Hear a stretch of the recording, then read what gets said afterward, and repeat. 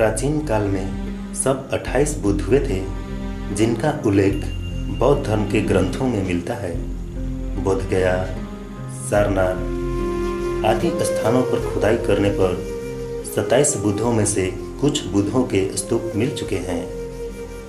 ये सभी बुद्ध धर्म की प्राचीनता और ऐतिहासिकता को प्रमाणित करते हैं। इन बुद्धों के अलावे और भी बहुत काफ़ी संख्या में पचेक यानी प्रत्येक बुद्ध हुए थे।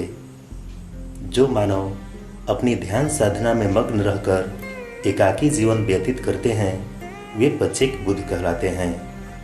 कपिलवस्तु के महाराजा शुद्धोधन तथा महामाया के पुत्र भगवान बुद्ध 28वें बुद्ध थे, जो सबसे ज़्यादा सक्रिय और लोकप्रिय हुए।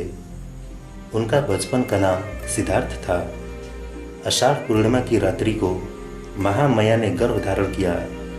उन्होंने 10 मास बाद कपिलवस्तु से अपने पिहर जाते समय 563 ईस्वी पूर्व वैशाख पूर्णिमा को लुम्बिनी वन में 2 साल वृक्षों के बीच सिद्धार्थ को जन्म दिया।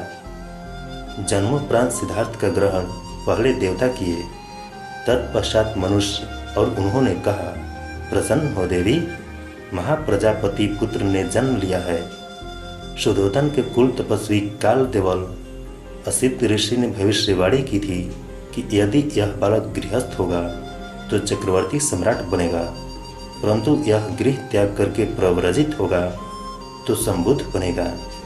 उनके जन्म के 7वें दिन ही उनकी माता का निधन होने के कारण उनका पालन पोषण उनकी मौसी तथा शुद्धोधन की दूसरी रानी महाप्रजापति गौतमी द्वारा किया गया। 16 वर्ष की उम्र में सिद्धार्थ की शादी यशोधरा से संपन्न हुई। उनका एक पुत्र हुआ जिसका नाम राहुल था। बाल्यावस्था से यौवनावस्था तक सिद्धार्थ ने एक राजकुमार के रूप में अपना जीवन व्यतीत किया। वे व्याप्त दुख, शोषण, मनुष्य के जरा मरण आदि से बहुत दुखी एवं चिंतित रहते थे। उन्होंने विचार किया कि अगर प्राणियों में ऐसा दुख है तो उसे खत्म करने का कोई न कोई मार्ग अवश्य होगा।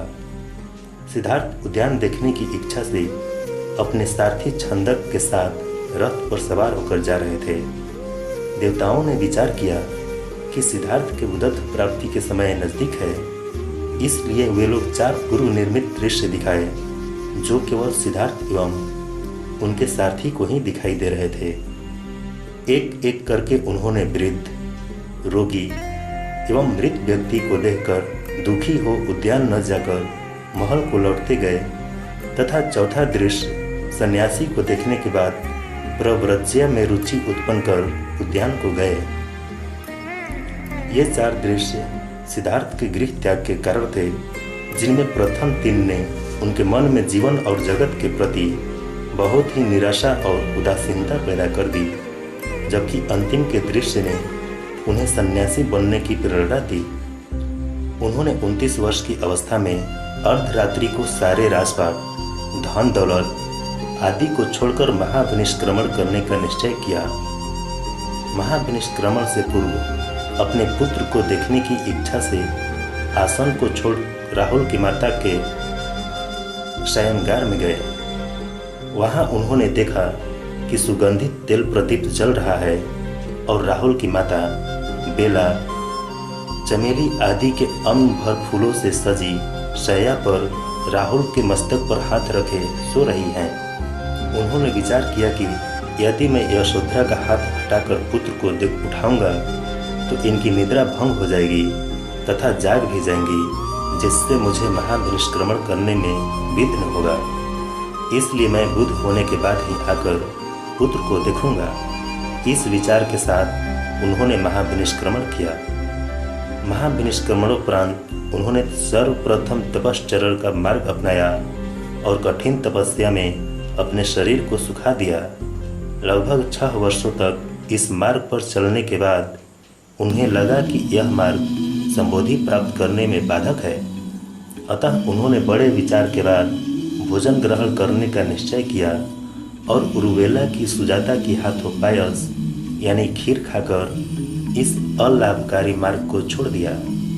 उन्हें पायस ग्रहण करने के कारण उनके साथ रह रहे 5 सन्यासी उनका साथ छोड़ दिए उसके बाद उन्होंने ध्यान का मार्ग अपनाया।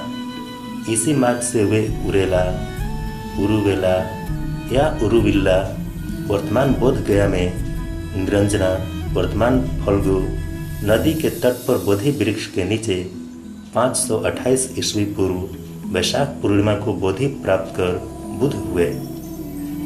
बुद्ध होने के बाद वे चारिका करते हुए कपिलवस्ती पहुँचे।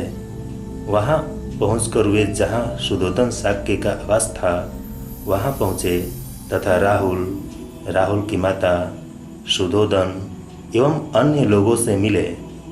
बुद्धत्व प्राप्ति के बाद उन्होंने अमृत ज्ञान का उपदेश मानव समुदाय के कल्याण के लिए देने का निश्चय किया।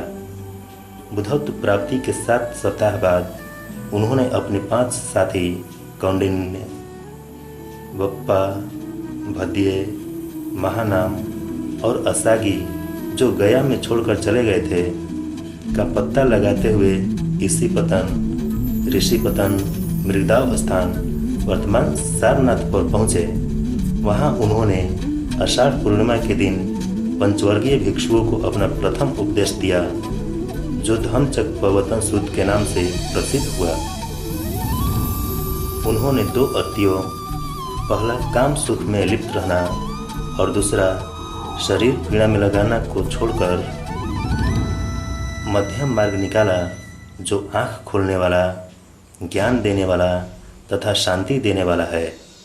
मध्यम मार्ग के 8 अंग हैं, इसलिए इसे अष्टांगिक मार्ग भी कहा जाता है, जिससे 3 रत्नों प्रज्ञा, जिसके अंदर सम्यक संकल्प, सम्यक दृष्टि, शील, इसमें सम्यक वाग, सम्यक कर्मांत, सम्यक आजीव और समाधि, जिसमें सम्यक व्यायाम, सम्यक स्मृति, सम्यक समाधि में विभाजित किया गया है।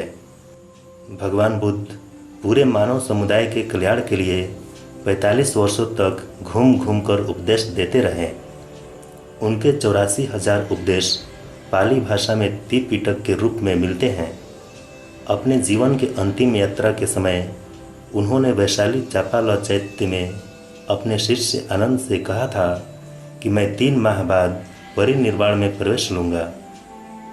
वे वैशाली से भंडग्राम और भोगनगर होते हुए पावा पहुँचे, जहाँ उन्होंने चुंद कुमारपुत का आतिथ्य स्वीकार किया। चुंद कुमारपुत ने शुक्र मार्दव खिलाया। शुक्र मार्दव के संबंध में विद्वानों में मतभेद है। कुछ विद्वान इसका अर्थ सुअर के मांस से लगाते हैं, तो कुछ का मानना है कि वह शुक्र नामक कंद था जिसे आज भी भोज्य के रूप में ग्रहण किया जाता है। भोजनोपरांत उन्हें खून गिरने की कड़ी बीमारी उत्पन्न हुई। इसके बाद हिरण्यवती नदी पार कर वे मल्लों की राजधानी कुशीनगर पहुँचे। कुशीनगर में 483 ईस्वी पूर्व वैशाख पूर्णिमा को 2 साल वृक्षों के बीच लेटे हुए 80 वर्ष की उम्र में उन्होंने महापरिनिर्वाण को प्राप्त किया।